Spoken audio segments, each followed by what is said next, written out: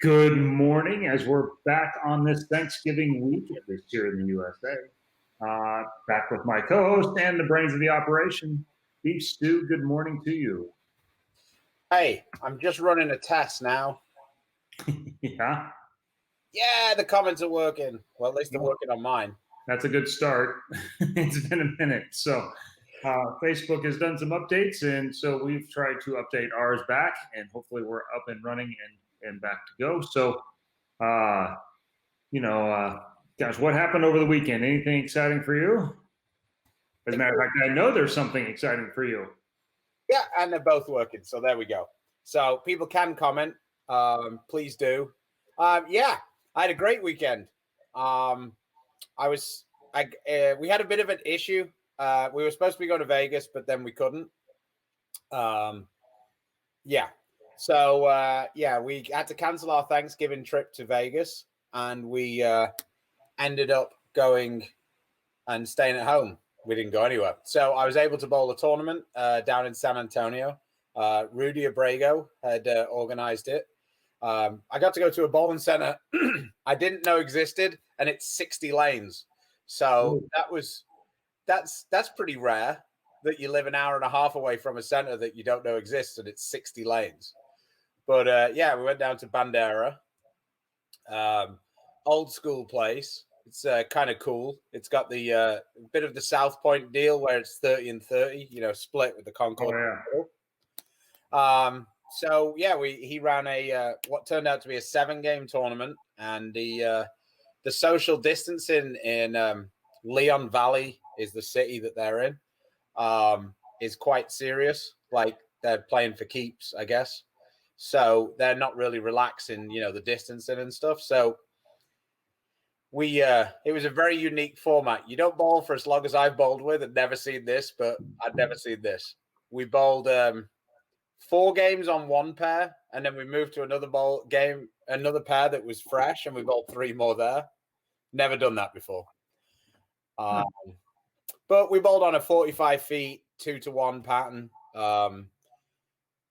Bitch and Win was in strong use on the first pair. The pair seemed like the left lane was awful, and then I made a move, and then it became that the right lane was awful. So I used 2 different balls and managed to peel off 26 of the back 27 to shoot 300 and 278. So that was that pretty much ended the tournament, because I was at basically 1,000 for 4, and second place was about 880. So it was nice to get back in the winner's circle, as they would say. But good weekend. Yes. Big jam alert. Stu's back in the winner's circle. I am. Yeah. Woo. But I have to give a little shout out to my friend Frank. After many lessons of and long phone calls on how to bowl at a house shot, he finally figured it out this weekend. Managed to take down the lefties. He started out on I think on Saturday he bowled 1 tournament on the house shot, and he bowled about 360 over for 8, which is good, but I mean, it's not. It's okay. He came back in the next day and peeled off 286, 289, 275. Nice little 850. That'll do. Shout out to the Rubicon. There you go. So he took care of business. So that was definitely a fun weekend, all told. Anything on your end? Ryan and I bowled a doubles 9-pin no tap handicap event, and so we missed, so therefore we lost, and at Plano. But to be fair, even Steph only shot 865. So, I'm sure she still won, but her 120 average partner, I think, was on the verge of shooting 600. So, I think they did just fine. But yeah, no, had a little fun. Got to go through a little bit, and then we subbed last night in league, and I was a better lead bowler last night than I was, and here we are. But well, happy for Frankie. It's been a while since we've heard any right. I mean, that's 2 right-handers winning in a row, and so yeah, shocking. And wasn't we have kind of the perfect guest to segue into maybe how all this comes about. This guy's one of my favorite gentlemen in all of bowling. Super nice guy.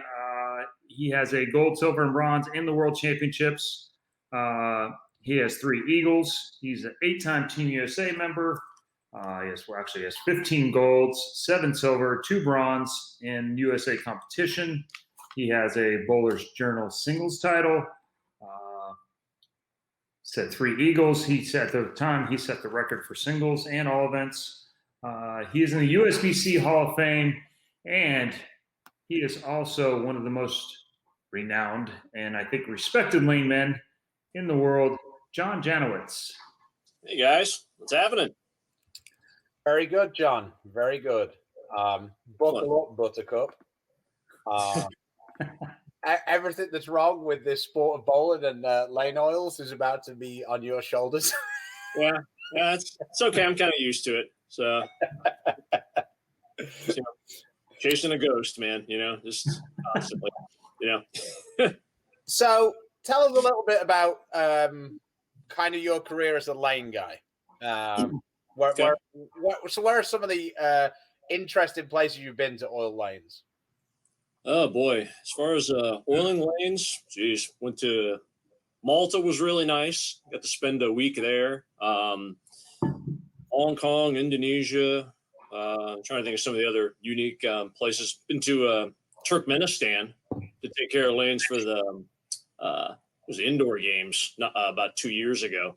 That was a unique experience there. Yeah, I've been to like 41 countries for lane maintenance. So it's been cool. I got to see a lot of the world. So I didn't have any complaints on my end. But tell us the uniqueness about Turkmenistan. I'm interested to hear. I know very little. Shocking.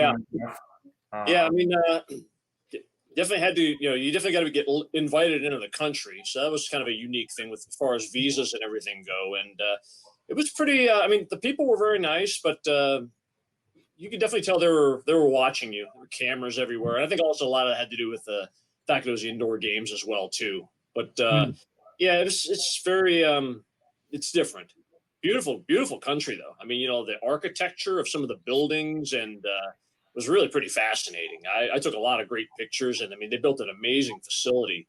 I mean, probably one of the nicest facilities I've ever seen for any kind of world games or Asian games of any sort I've ever seen. So, I mean, they definitely they went all out. I don't know what the facilities are being used for, now that the games are over, where they're going to maybe try to bring future games there, maybe an Asian games down the road or whatnot. But that was probably one of the most impressive setups and opening ceremonies I'd ever seen. So, more importantly, is the ice cream shop just outside Plus Bowling still in your top 5? It's right up there. There's no doubt. Between that one and the one gelato place in Rimini, we go to for that. Adriano takes us at San Marino. I think it's the Gelato El Castellano. I think it is. That's probably number 1 for me. But yeah, Vienna. That's 2 or 3. There's no doubt in my mind about that. That place is stellar. I don't know how many calories I've consumed in that place over the years. Oh my gosh, terrible. I think when Adriano takes you somewhere, you want him to take you for coffee. For coffee at the gas station. That's always a good place to go.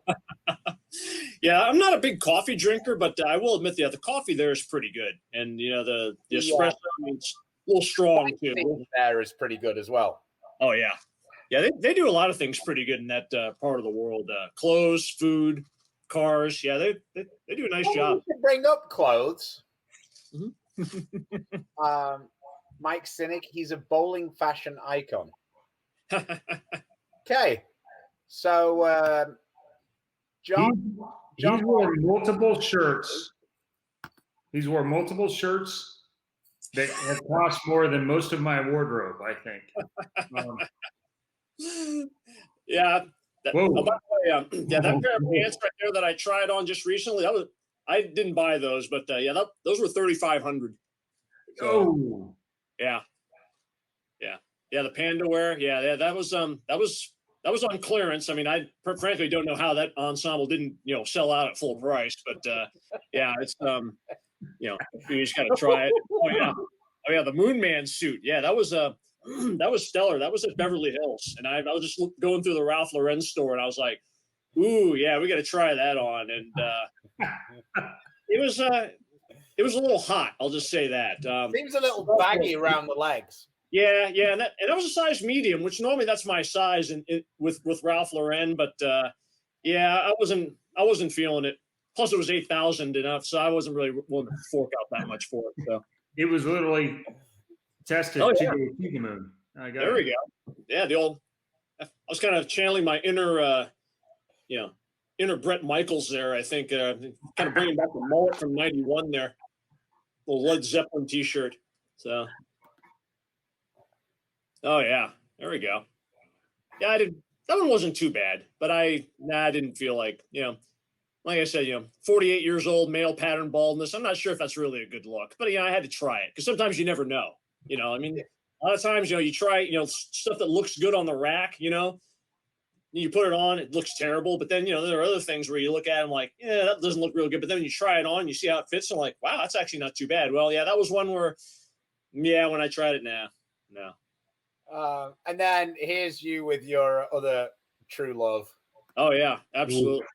Yeah, I need to get like one of those for the house. Yeah, that'd be fantastic. So, but we had one for our wedding. Oh yeah, you can never guess that was one of the things that I put in. With marshmallows, strawberries. Oh man, that's good living right there. There's some truth here. JJ is the only guy that has a Power Torque shirt. And it still fits. I still have it, and yeah, it still does fit. So yeah, I've been fortunate there. I work hard. So somebody's suggesting you go for the Kegel hat. I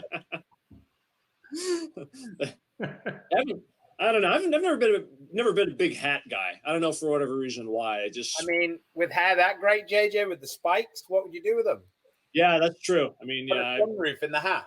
Yeah, that would totally kill the look. Maybe you should be a visor guy. Yeah, I could maybe try that. Maybe I need to start experimenting with hats. Maybe with some of my future pictures. So maybe that might be my near future. We'll see.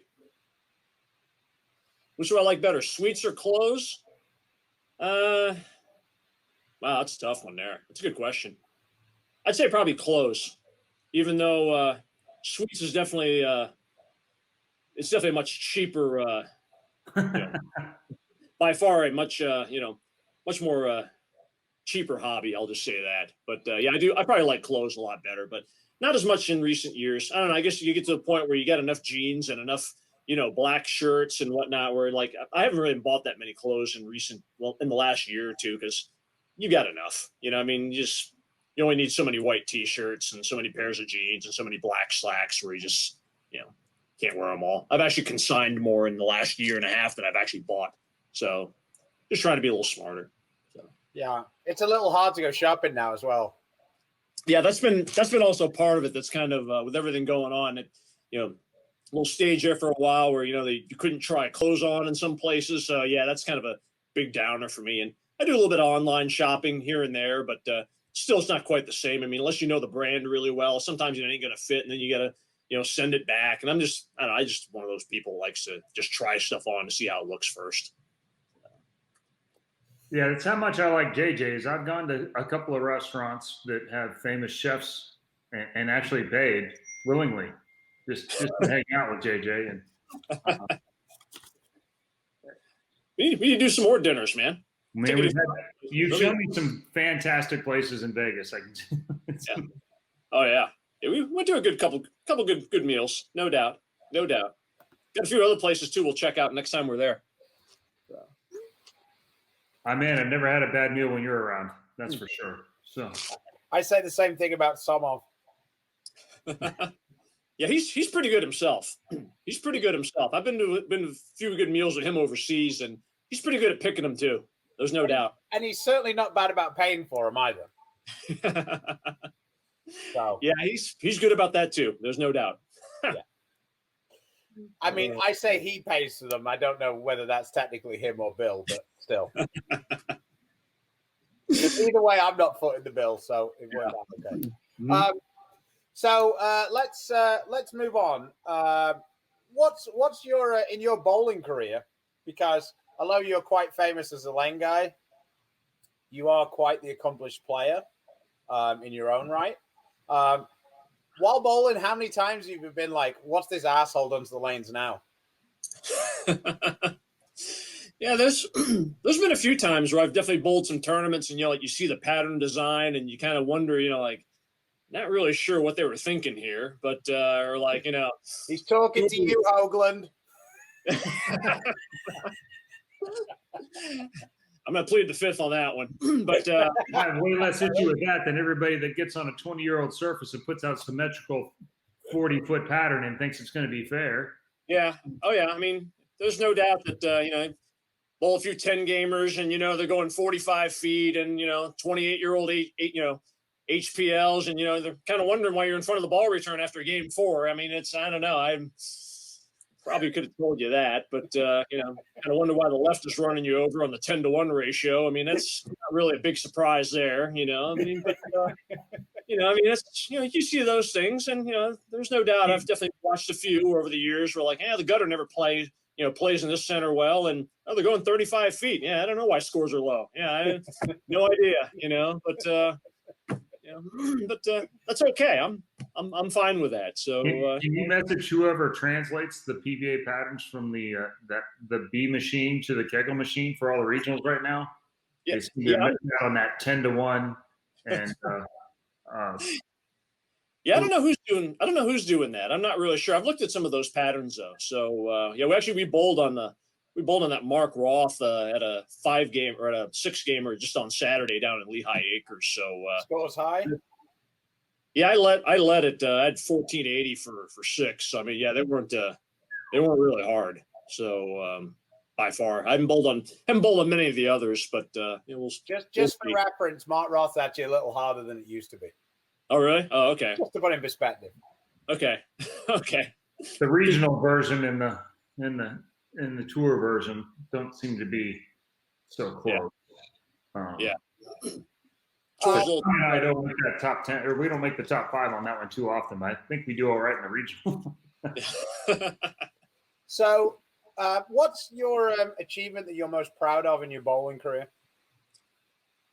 Oh wow. I mean, I guess the cumulative was the Hall of Fame for USBC. I mean, I guess that's kind of the big overall body of work, probably more than anything else.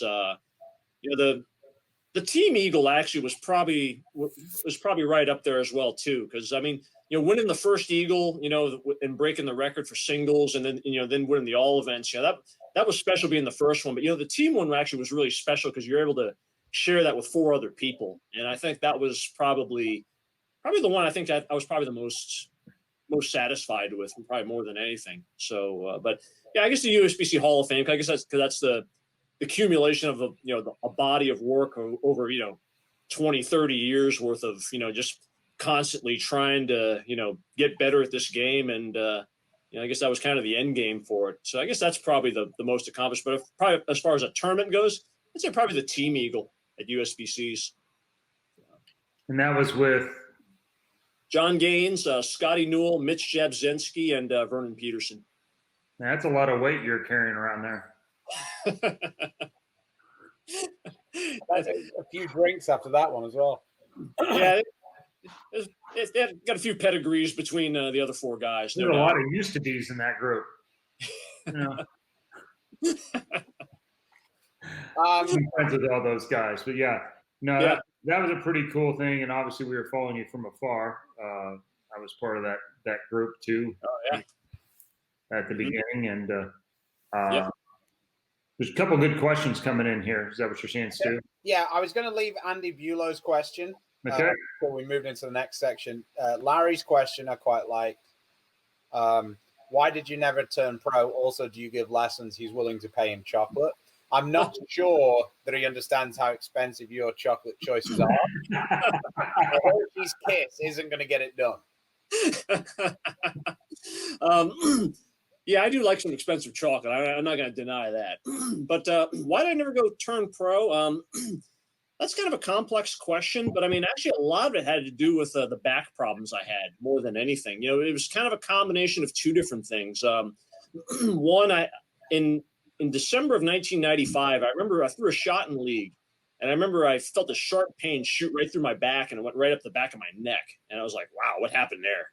And then, yeah, I made the spare, and I threw the second shot, and the exact same thing happened. And literally like 4 minutes later, I couldn't even stand up. And they ended up taking me to the emergency room, the hospital. And they did some tests and whatnot. And basically, it was a bulging disc in L5. And the doctor basically said, you know, you can either have surgery or you can just, you know, try to, you know, work your core and strengthen your core. And then hopefully maybe you'll be okay. Well, you know, at age 23, I wasn't really ready for surgery. So I was like, well, let me see if I can try to, you know, work through it. So I kind of worked through it, but it really hurt me a lot more sitting at that time more than anything else. And I kind of fought through it for a couple of years, and it just got to the point where, you know, I just wouldn't know how long I'd be able to bowl. Where, like, you know, I'd be in the middle of the tournament sometimes, you know, it would tweak, and it seemed like, you know, even at home when I'd be doing certain things, whatnot, you know, I'd tweak it, and then I'd be home, I'd be on my back for like 3 or 4 days and couldn't do anything. And, you know, at the time with PBA Tour, I mean, it was, you know, 32 weeks, and, you know, you had those long drives between stops. And I'm like, there's no way I could ever deal with this, you know, on a week to week basis.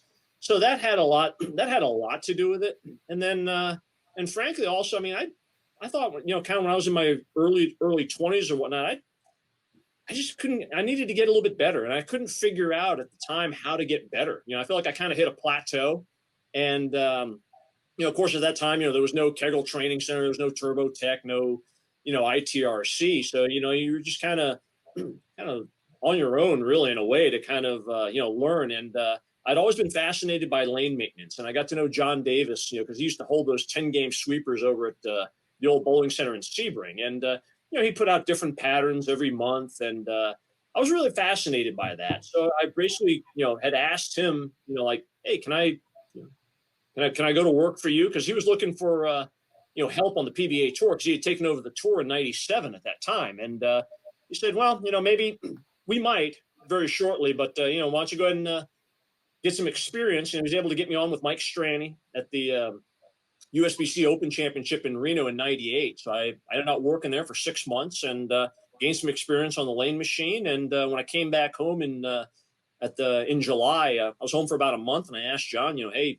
you got any work for me or whatnot? And he said, yeah, we can take you on. And I just kind of started learning more from the lane maintenance side, you know, bowling, you know, watching, you know, Chris on tour and, you know, learning from ball reps, watching ball motion, understanding patterns. And I felt like I kind of got better that way, you know, so I kind of took a little different route, you know, to try to get better. But to go back to that question, though, I mean, the back issues, knowing that, you know, you'd be bowling 32 weeks and all those drives, 42 games, you know, 24 games or 18 games of qualifying in the majors. Frankly, I just didn't think I would be able to go that long without, you know, having to take a week off or whatnot and be really effective. Right. We're going to give you the choice then, John, of which direction to take this in. Do you want to talk about lane surfaces or oils first? Lane surfaces. Okay. So which would you say is the most common lane surface that you see? I'd say nowadays, probably Brunswick Pro Lane. Yeah. That's by far the most installed, especially in the last like 15 years. That's probably the most installed surface. It's definitely the one that I probably see most common all around the world in the US when I got to take care of lanes. That's probably the most common I see now. And for the guys watching, that's the ones that have got the range finders down the lanes. The dashes are about, I think they're about 36 feet they start. Yeah, 34 to 37 on board 15, and then 40 to 43 on board 10. There you go. The man who knows his lane. Just in case you didn't know. So, yeah. I saw a backstage bowling episode about it.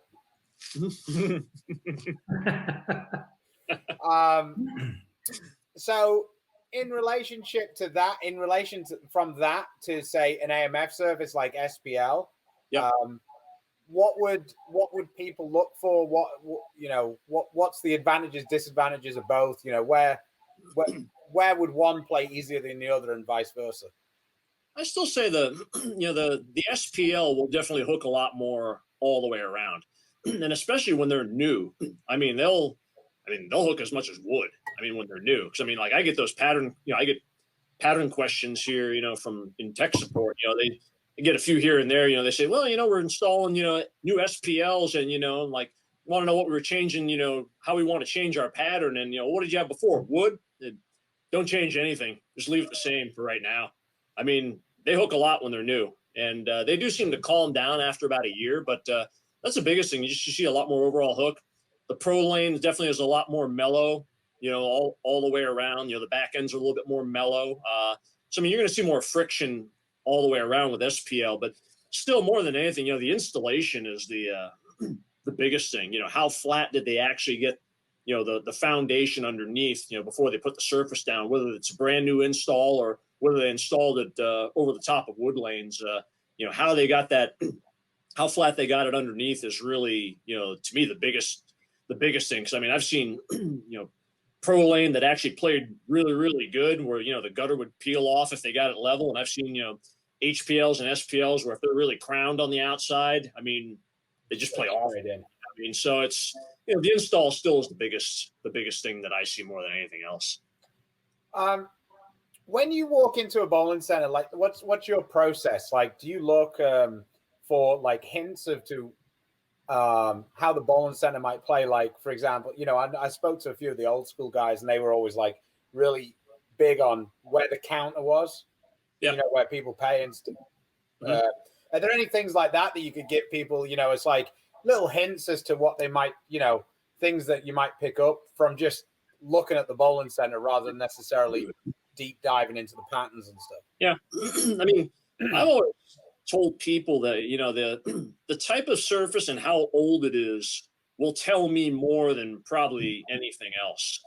And, obviously we can get into all different types of surfaces, but, if you know how old the surface is, you kind of can get an idea also by knowing like where the front desk is.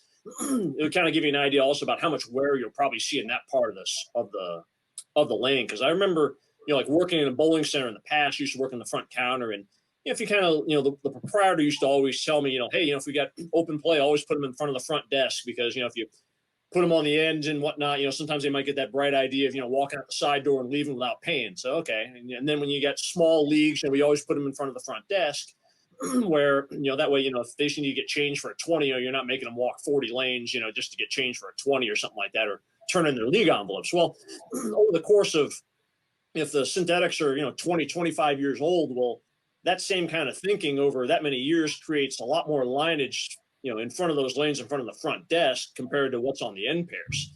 And that held true for pretty much every center that I bowled in back home. And like, there was even a wood center back home where, it was a 36 lane center. It got blown down by the hurricane years ago in 04. But like they hadn't resurfaced in 2 years. And like, you look at the lanes in front of the front desk, and the heads look like peanut brittle, but then you go to like toward the end of the center and the lanes look brand new.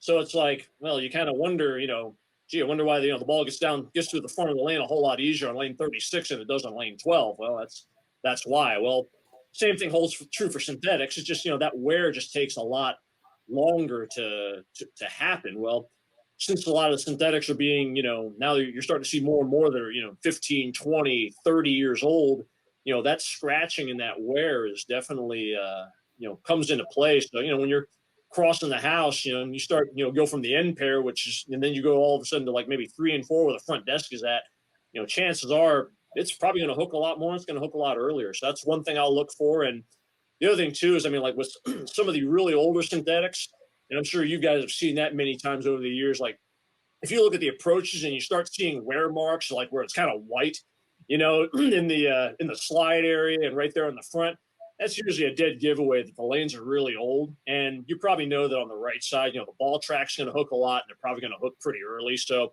from a pattern standpoint, if it's anything longer than 39 feet, we're probably playing in, no matter probably what they do with the pattern. So, I mean, those are just like a couple things that I'll kind of pay attention to, like when I go into a bowling center. And obviously, since I'm in lane maintenance, I kind of look at a lot of other things that are a little bit deeper into it. But I mean, like, just from a casual observer looking in, those are things I kind of look at right away. So when you see that kind of wear, do you use offsets? Do you use length? Do you use volume? What do you use to try and even out the lane? This called inequities from one side to the other. I think volume. You definitely have to use volume more than anything else.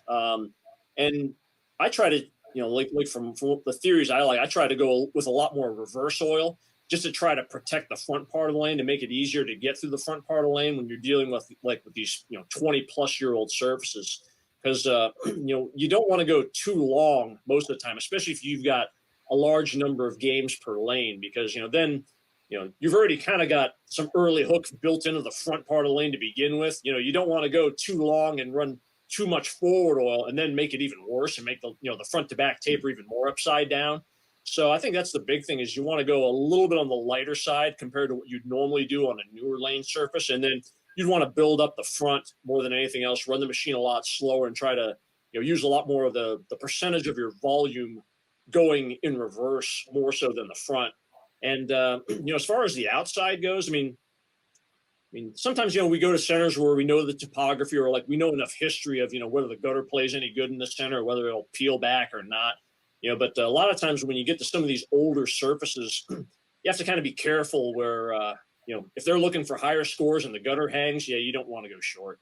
There's just certain things you kind of look for in those regards. So, if we can get topography, or, if we can get enough history, whether with people, friends of mine bowling there, or just with the fact that I've bowled there in the past, that kind of helps also in the design of the pattern based on, what the tournament director's looking for, whether he's looking for higher scores or lower scores, or, whatever it may be. Talking about you bowling, fun little story. When I first started bowling on the European tour, or very early on, you were coming to Europe pretty regularly. Mm-hmm. And a couple of the centers was always fun. Kunzbacher, they always made JJ on the first day that the tournament started write the score in an envelope for what the qualification score was going to be, and they put it behind the desk, so nobody knew what it was except JJ. And then when the last ball was rolled, they'd pick it out, and I don't think John was ever more than about 10 pins away from the number. It was always really close. And me and Dom knew this, and we're like, wow, JJ's like a magician. But of course, JJ wouldn't tell you what the score he was like aiming for. Like, he'd already written it down, but he's not going to say to us, hey, I think the cut's going to be this, because that would obviously be a pretty big, advantage, whatever. But, when we would go to Vienna, they'd always want the cut to be about 1,300. And, one year it was 1,295, and the next year it was 1,306 or whatever. So we're just like, wow, the lane guys really know what they're doing. This is the funniest story, right? Poor Gus. He must regret saying this more than any person have ever said anything ever. We're in Turkey, right? And he's put the pattern down. And this was one of the first times that I realized that 2-1 is the most nonsense thing in the world. Like, he's put this pattern down, and they are absolutely stone-walled. I mean, unbelievably easy. Like, so the previous time we'd gone there, the cut had been about 1,250 or something. And this year, the field was quite a bit stronger, right? Mm-hmm. Right. So we're there, me and Dom, and I think we'd come straight from Bahrain.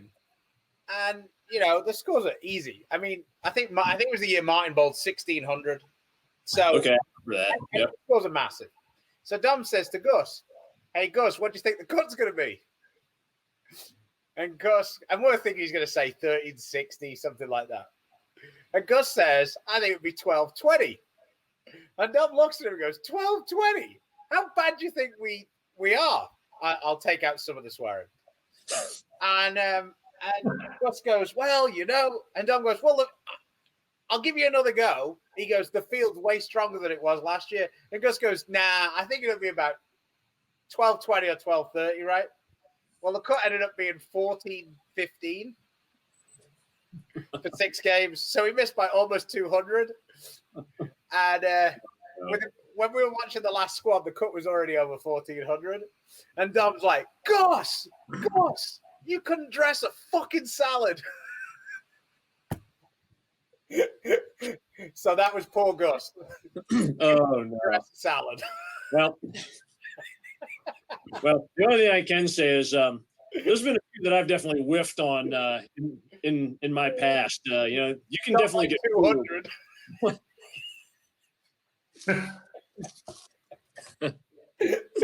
Oh gosh.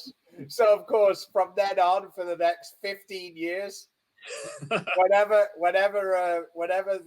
we see Gus, Dom's always like, "Hey Gus, are you gonna miss by 200 today?" He's yelling at Chad Murphy. Why did you employ this guy? Like, and we love Gus. Gus is brilliant, but that one day, yeah, just missed on that one. Yeah, okay. Yeah, he obviously thought he was 6 in 5 games, not 6. Oh no. Paul Wolf, my favorite high roller customer. Always look forward to seeing JJ. Oh yeah, Yeah. Wolfie, what's up, buddy? Yeah. Those some good times there back in the roller days. Yep, him working the shop, and that was a lot of good times there back in the mid '90s. So, oh man, miss those guys. There's a good question by Greg there. How much screening in old synthetic lane help? I think it'll kind of take some of the hard edges off, but I mean, just from my experience, I mean, it's not a, you're not going to magically get, like another, 10 years or, you're not going to take 15 years of life off of it by doing it. I think more than anything, you'll, like I said, you just kind of take more of the hard edges to where it won't quite grab quite as early and the ball track won't be quite as defined. But I mean, like I said, it does help, but like I said, it's definitely not a miracle cure by any stretch of the imagination. And with most of those synthetics, like with the Brunswick synthetics, I think they recommend you can do it twice.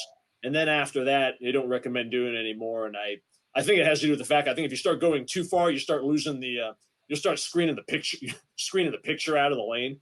So, usually twice is usually about the max you can do with those. So what's your biggest miss as a lane man? Biggest miss? Yeah. We've all had a lot of missed bowlers, and we don't want to talk about those. So. Yeah. I know there was one year in Kungsbacka that I missed. I kind of whiffed by a lot there because that was one of those, and Stu knows, I mean, that was one of those centers where it seemed like the scoring pace was always going to be higher than what I thought it was going to be. So just for whatever reason, maybe it's just because when I tested my ball roll just rolled awful in that place. So, but everybody else seemed to roll really good.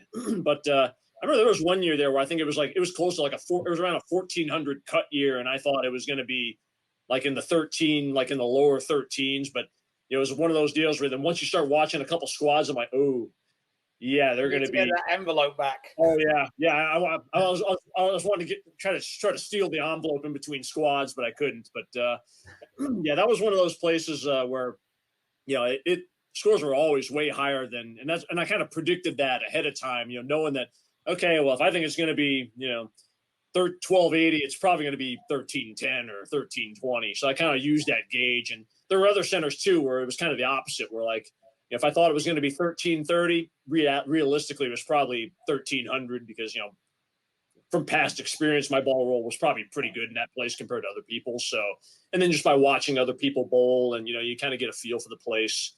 You kind of, like anything, the more you go back to certain centers, in my opinion, it gets a little bit easier. Oh, definitely. Yeah. I mean, you were always pretty good in Vienna.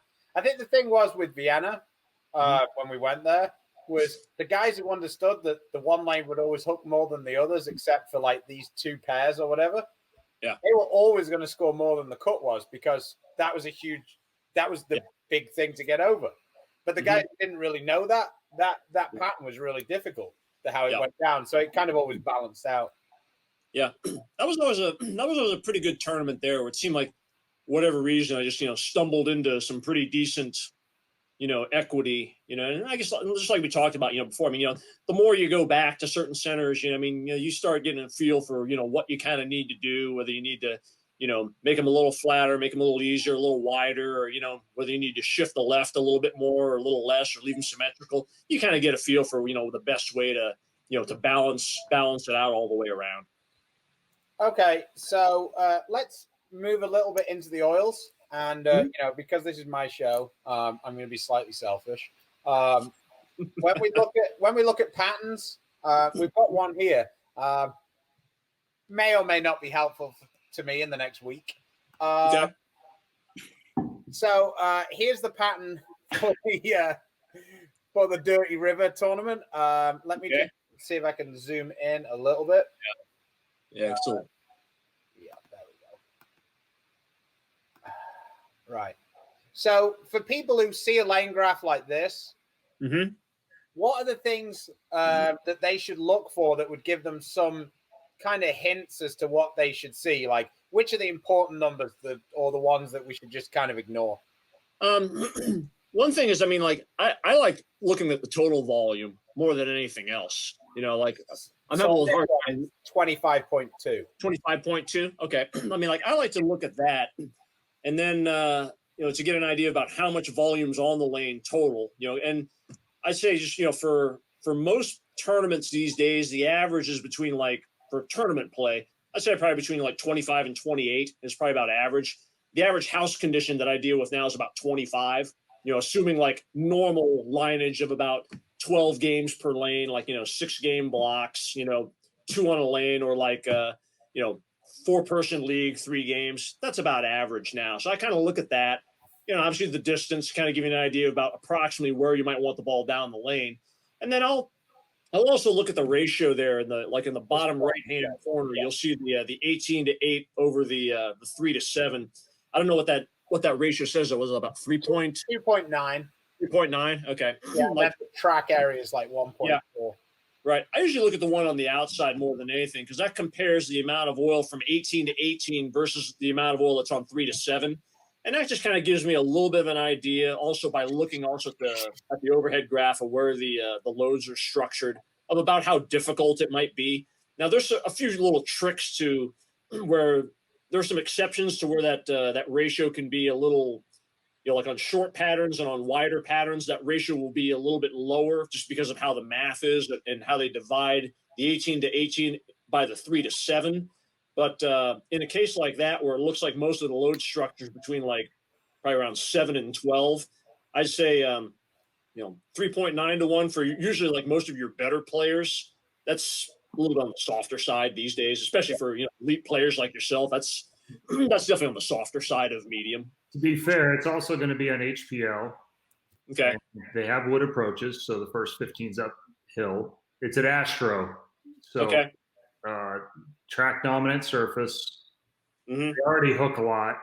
Yep. 25 mils probably isn't enough anyway. Yeah, depending on how many games per lane you're getting, no, it's probably. I mean, 8 games. I think it's. I think it might be 7 on a pair. They're gonna. Wow. Yeah. They'll be cooking by the time you get to around 7 or 8. Yeah, be big swerve in it. So I don't have any doubt in my mind about that. It's all right, JJ. I'm not scared. Oh, I know you're not. Yeah. Right in the Stu Williams wheelhouse right there. So, that's like the kind of stuff that I'll look at more than anything else. But like I said, and then you pair it up with the surface more than anything else, because if it's a newer pro lane, okay, you'll probably be able to go maybe a little bit straighter. But if it's already older HPLs and it's already pretty track dominant, I could probably already see the field already wanting to start at 15 or maybe even a little farther in, and then from there it's just pretty much the race to the left gutter at that stage, so I guess the main thing is going to be how many guys end up being able to start with urethane, to be honest, and where those guys are. That's one of the big things. So do you ever, when you look at those graphs, how much do you take into consideration which oil that they use? I do look at it. I mean, like for me, like it might give me an idea about maybe like how they might break down, more than anything. Like if they run a lot of forward oil going forward and they're using ice, they probably are going to get a little tight down the lane. Ball will probably read the carry down a little bit more. If they're using like Prodigy or Navigate, pretty much know that you're probably not going to see a lot of carry down, and just the mid lane will start blowing open, and you'll just be able to just chase it left. So I mean, there are certain characteristics, with some of the conditioners where I'll kind of look at it and it'll kind of give me a feel for, like how tight down the lane I might expect it to be, like what that transition, whether it'll be more front to back transition or left to right transition, probably more than anything else. So I do kind of I do look at that a little bit. So, go ahead. Based off viscosities? No, just based off of the, just kind of the general principle, characteristics of the conditioner. Viscosities can be a little bit misleading because sometimes, a lot of it has a lot to do with some of the additives and, like some of the friction modifiers that go in the conditioners, where like, years ago, a lot of the conditioners were mostly just all mineral oil. We're slowly adding, more and more additives to try to make the conditioners more durable to try to hold up better. So, sometimes, we've seen viscosity, like we've even got a couple of conditioners in our line, like Current, where it's actually a little bit on the slicker side, but the viscosity is actually pretty high. So, some of it just depends on, a lot of it, the additives that actually go into the oil. But in general, though, the higher viscosities will tend to slow it down a little bit more compared to, the really low ones. So whatever some of those minerals that you started using in about 2012, you need to stop. Because that was right around the time when the urethanes took over the world. And I'm still convinced that that's what it is. I'm not blaming lane services. I'm not even blaming lane guys. I'm blaming you guys. The guys who are making them. Because there's no reason why a $100 ball should look better than a $250 ball so regularly. So that's on you guys. I'm blaming you. Yeah. Sorry, man. My bad. You saw the urethane. It means if everybody's using urethane, nobody's throwing it over the left gutter, so the proprietors are happy. You did this. It's okay. I'm used to taking the blame. I get 22 years going, So you're also pretty good with urethane as well. So that's not. Yeah, I've managed to scam a few tournaments throwing those balls in my past. So I'm not afraid to throw them. Team Stingray. Oh, I'm telling you what, man, especially before a lot of the ball companies were making, their own urethane balls. Yeah, that trio of the Nitro, the Stingray, and the Gunsmoke Cobra won me a lot of money there for about a 5 or 6 year stretch there. I can tell you that right now. Gunsmoke Cobra. I love it. Oh, there you go. Stellar when they hooked. So Stu has a fairly shockingly strong opinion about in college bowling right now. The general philosophy is just make them really hard, 1.5 or 2 to 1 to less, and not a fan. He feels like at that scoring pace, you're not really separating out. I don't think it rewards shot making because I don't think their ability is. I think that missing by a lot is rewarded. Mm-hmm.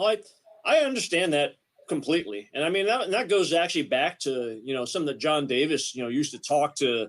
He used to talk to me about all the time was that there's a fine line between shot making and making them to the point where you have no idea where your ball's going, and you never want to get to that point where you really don't know where your ball's going. So that's why I've never been a big fan of the flat pattern, just because of the fact that like I said, it doesn't so many people will play in so many different spots because there's nothing defined anywhere. And then it just turns into a pair-to-pair mess, and also usually the flat pattern is usually never good for balancing left-right either. So I mean, so there definitely comes a point, where, especially on certain lane surfaces, where I agree. I mean, you have to look at the lane surface and what it'll give you because I mean, goodness knows. I mean, I'm sure you guys have bowled in enough places where going 3 to 1, even in some places, can be really, really hard. Based on the topography of the surface and the wear that's already built into the surface based on age. So you have to kind of treat each surface individually and tailor the pattern to that. There's definitely no one size fits all by far when it comes to lane conditioning. But yeah, I agree. I mean, there definitely comes you definitely get to the other side of the tracks to the point where, I mean, if you don't know where your ball's going and you can't predict ball motion at all, I'm not a fan of that either. Ted Thompson, who I think is a really smart dude, and Ted taught me a lot, was explaining to me why when the lanes are kind of like almost like the reverse crown type of thing, where the the gutters are up and stuff, how that's a really big. He was kind of explaining why Pete was so good at the US Open, and some of it wasn't really because Pete was so good. It was just a lot of it was to do with the fact that because he had so much side rotation, it would kind of make it skid more down the hill when he was a long way left, but also give him more right. Whereas somebody like Chris, because he was much more up the back of it, was kind of punished for that, even though that was kind of more what made sense to do. It was just that was a lot to do with why that role looks so good at the US Open, whereas all the theories would say that wouldn't be the right thing to do. Right. And the same thing too. I mean, we've definitely seen, topographies will definitely define, what part of the lane will be best, especially from a front to back ball motion standpoint. That makes sense. If they're crowned down the lane, you're definitely probably not going to be giving the ball up away too much, So, I mean, there's no doubt that, the topography will, is the pattern important? Of course it is. But, eventually, the oil wears away, but, the surface doesn't, and so the surface is eventually going to trump the oil pattern before long, and sometimes it might be right away, but sometimes, it might be, 3 or 4 games into it or closer toward the end of the block, but eventually the surface wins, so, I mean, and whatever that, that topography is still going to, magnify whatever's in the pattern more than anything. Andy's got another good question here. Okay. I'll be honest, Andy, I didn't give you enough credit for these questions. I didn't think you had them in you. I bowled in Andy's group for nationals. How tough has the emergence of urethane made pattern design? That's a very good question, actually. Or is anybody even addressing it right now? It's one of those things where, like, even like for me, going into tournaments where, where I've got bowling balls and I'll test it, I have to think about that. Okay, how is urethane going to look on this? And especially when it comes to trying to balance left-right, because, obviously you're starting to see a lot more, left-handers throwing urethane now compared to the right. And, that's the hardest thing, that's the hardest thing by far that, we have to try to balance is left-right. I mean, it was the hardest thing 22 years ago when I started getting involved in this, and it's even harder now. And especially now with the, with the equipment choices that people have with urethane now, being able to get the ball to read the front and lay off. I mean, it's something you have to look at. I mean, I've had people ask me, hey, can I, can you design a pattern that shuts urethane out? Well, I mean, if the player's skill level is good enough, it's pretty hard. But I mean, the only thing. How do you slow urethane down? Huh? How do you slow it down?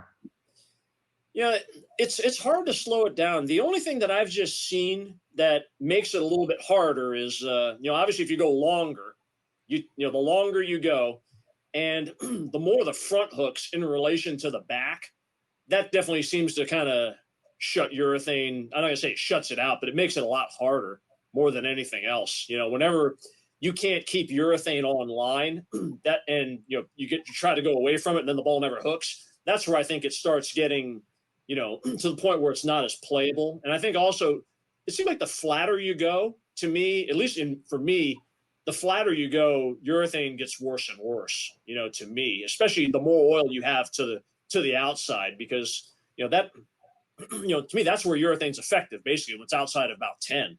And if outside of 10's washed away, where, ball's just going to hit the 4.7 or hit the 6.10 when, you throw it out there, yeah, it's not going to be as effective. The problem that happens there is if you design patterns that make the ball go, hit the 6.10 in the face when you throw it outside of 10, well, then everybody starts at 20 and then they're launching a left gutter cap before you know it. So, it's kind of almost a, pick your poison type thing. So, to try to marry the two and to try to create something that's, that doesn't take you to one extreme or the other, that's the hardest thing to do. To be fair, only on one side do I want it when it gets outside of 5 I want it to hit the 4.7, not the 6.10. Yeah. Just on that side every once in a while. Bring the break point all the way into, like, say, 6. Yeah. That is an interesting thing. I was talking to JJ about this. I almost don't think that the on the PBA tour for sure, when the scoring pace is at its lowest, we actually don't see urethanes that much at all. Yeah. I mean, you'll get the odd guy who wants to use it to control it, but a lot of guys aren't really using urethane to shoot 205. Most of them are shooting it, are averaging 240 or 250. Right. Because just like you said, I mean, most of the time when scores are low, there's usually a lot of oil outside of 10 or 12 in down the lane in most of those cases, I would think. So, and that's, most of the time where those balls are the most effective is in that zone. So if the ball goes straight, then you probably score is going to be low. But like I said, then the problem is then that's where people start going to, especially on the right side, they start going into 20 right away. And, now you get another problem when that happens after enough time, and guys are getting in front of the ball return, and depending on who you decide to talk to, some people don't think that's bowling either. So it's all bowling. That's the most yeah. nonsensical thing ever. I do have one quick thing. With you being a lane guy, I feel like that you could add legitimacy to my idea here. Okay. I have two dreams for the sport. The first one is we have basically 3 pattern lengths. Doesn't matter what they are. We can say 40, 44, and 48.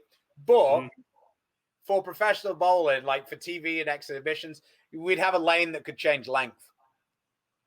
So you would say, I'm bowling against somebody who throws it quite slow. Okay, I'll pick the 75-foot lane. I'm bowling against Tommy Jones. I'll take the 48-foot lane. And you could just press the button and the lane would just move out. I think it's pretty awesome. Basically, just drop a panel right out, or you insert the panel in, and everything moves up and moves. The pin setters move up and back. Right? Okay. I want to add 2 more panels to this pattern, and then we'll be good, right? Yeah. Yeah, I think that would be awesome for one. Breaking news: Kegel has now developed a brand. Might be a little awkward with the size of building you need. Yeah. But still, whatever. And when I have Jeff Bezos' money, you'll understand what the PBA tour is going to be like. And then the second one is, and this is more, I think this is me being not selfish because I get beat by plenty of right-handers as well. I think that the easiest way to solve the issue left to right is just to make left-handed bowling illegal. So that from now on, the only person who can bowl on the left side is Simo. And I might, if they were nice to me, I might just make it that no left-hander could join the PBA tour from this date. And grandfather a few guys in. So the guys who are here. That's fine. You shouldn't be punished. But if you're left-handed now, you shit out of luck. Yeah.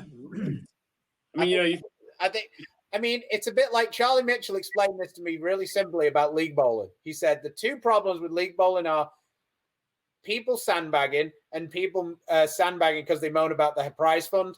I eliminated both. So his leagues are scratch, co-ed, no prize fund. He said, now if somebody stacks a team, everybody just laughs at them all season because they're assholes for trying to ruin the league, and then they don't do it the next season.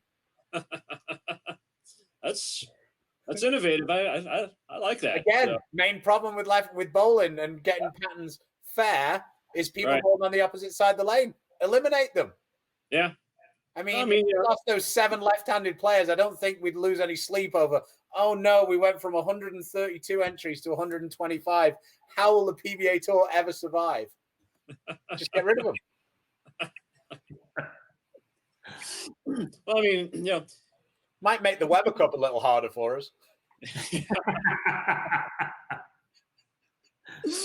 It's, at least on tour, you all pretty much are using the same laydown area. So that's kind of kind of using the community tee box there to doing that for years. Must be this high to bowl. That's exactly. Fine. I think I'd have way more chance of getting a follow through than Jacob Buttroff and ever being able to do what he does right-handed.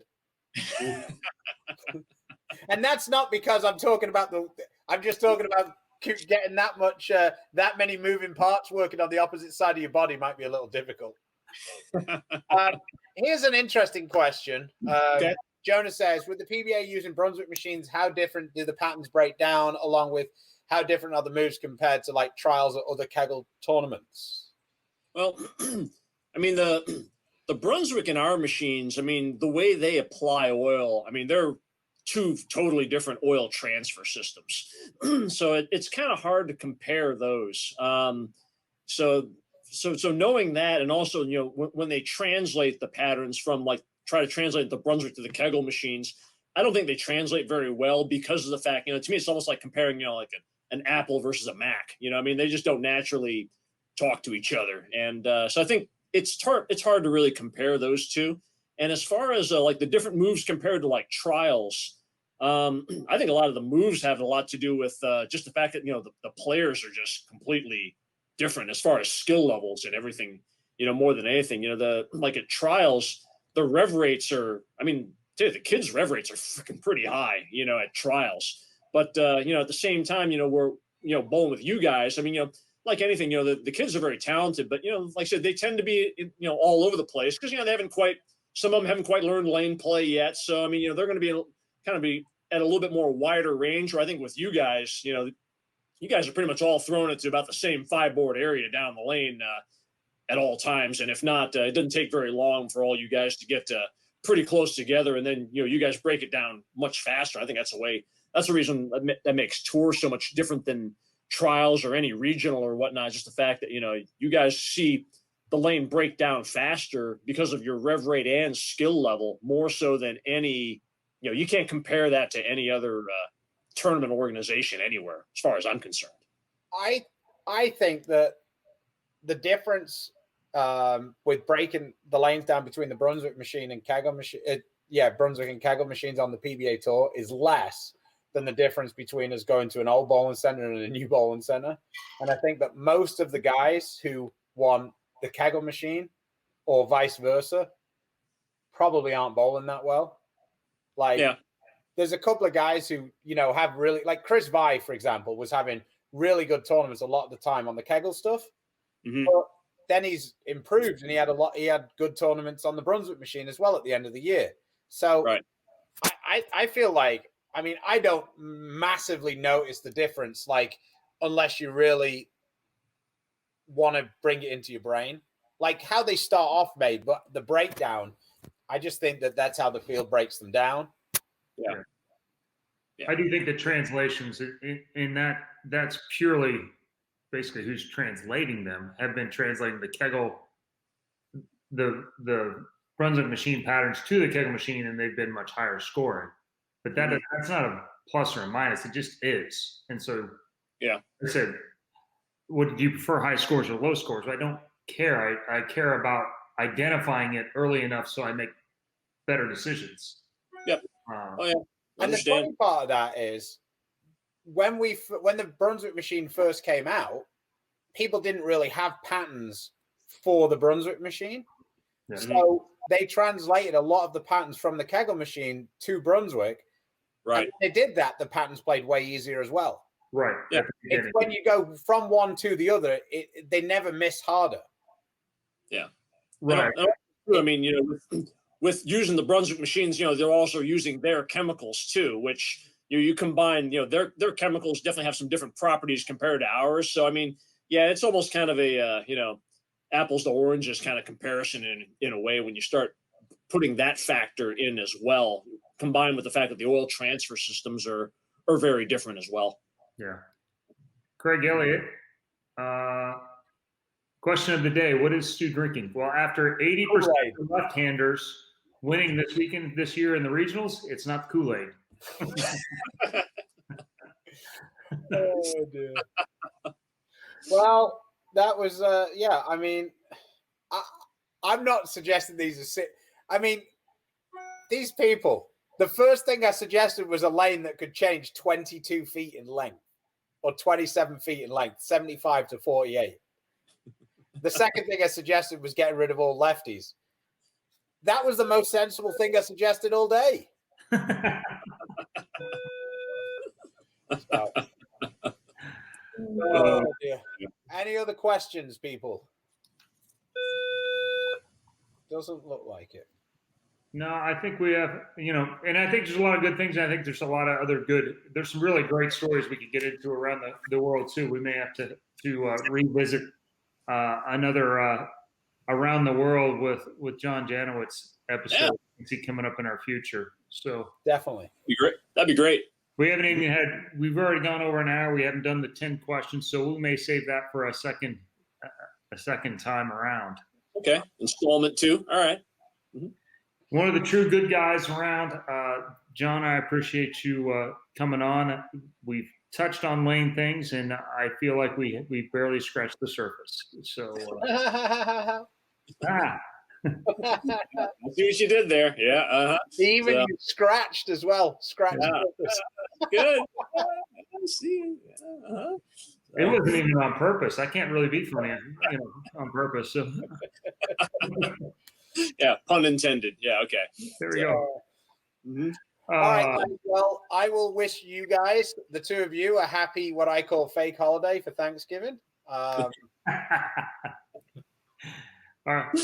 Well, we did get separated from you, and then you came here. So you tell us what the better option. That's July 4th. The Pilgrims have nothing to do with the English leaving. Yeah, well, you're thankful to be here, so Yeah. Oh man. But yeah, thanks for having me, guys. I really appreciate it. And yeah, like I said, have a happy Thanksgiving to you guys, and tell Linda and Tina I said hi. Will do. Anybody else you want to thank? I just want to thank my employer Kegel, for keeping me employed all this time. I just some tough times right now. Everybody going through, and especially with the bowling industry. So always want to thank my employers, Chris Chartrand, and all the staff here at Kegel, for helping me out and making me look good, because I'm just I've been fortunate to be able to be a part of a great team over the years, and have learned from some of the best in the industry under this roof. And there's a lot of smart people under this roof, and that's why I'm kind of unsure why I'm still here after 22 years. But I'm very thankful for that. So. That's the biggest thanks I want to shout out for them. Also, shout out to the best pet cleaner in the world. Oh, yes. Yes. Yeah. Physian. Yeah, that stuff does work really good. I am a little biased. I can attest. Yeah, it does work really, really good. So Kegel's pet cleaner. Is it Fission? Fission. Yep. Fission. Mm-hmm. There you go. Yep. You can buy it. You can buy it on Amazon. And all good pet stores. Yep. Absolutely. So. All right. Well, once again, John, one of the nicest guys anywhere in the world, and who I consider probably the best lane man in the world. The one guy truly qualified to test his own patterns and get a good idea what's going on. Thanks for joining us. I think we'll try and have you back on again, and the never-ending oil and pattern saga. So. We could probably have 3 or 4 installments of this and keep going. So thanks for having me. So, a pleasure being on the show, guys. All right. Take care, JJ. Thanks again. All right. Once again, we couldn't have this without our sponsors, and we appreciate it as now we get going again in several parts of the country. So if you would, please support our sponsor, Storm, Rotogrip, Niner Global, Vice, Turbo, Coolwick, 3D Shoes, Dexter, Master, Bowler Smart. For those of you that are interested, the Zen and C4 from Global are being introduced here on Friday. So they will drop on Black Friday. And I'm telling you, don't want to miss out on that Zen. We'll be dropping videos on YouTube here very, very shortly, hopefully. And you can get an organic look at what that looks like with me throwing 10 frames, the good, the bad, and the ugly. And so I guess until next time, support our sponsors, support those bowling centers, help keep them open through this tough time. And until next time, happy Thanksgiving, and God bless.